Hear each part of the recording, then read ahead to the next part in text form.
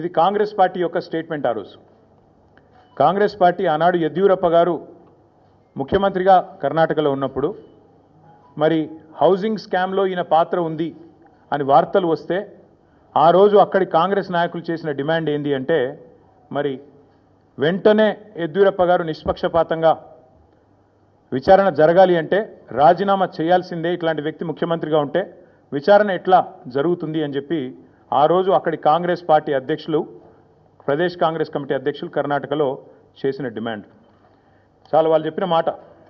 The Karnataka Congress on Thursday demanded that Karnataka Chief Minister B.S. Yediyurappa either resign or be sacked to ensure a fair investigation against him in 2019 corruption case. ఇది కర్ణాటక కాంగ్రెస్ మాట, నా మాట కాదు. ఒక విచారణ ఎదుర్కోవాల్సి వస్తే ముఖ్యమంత్రి గారు ఈదర్ ఈ షుడ్ రిజైన్ వాలంటరీలీ, స్వచ్ఛందంగా తప్పుకోవాలి, లేదా ఆయనను అర్జెంటుగా తొలగిస్తేనే నిష్పక్షపాతమైన ఎంక్వైరీ జరుగుతుంది అనే మాట వారు చెప్పిన మాట. ఇవాళ మేమంటుంది కూడా అదే.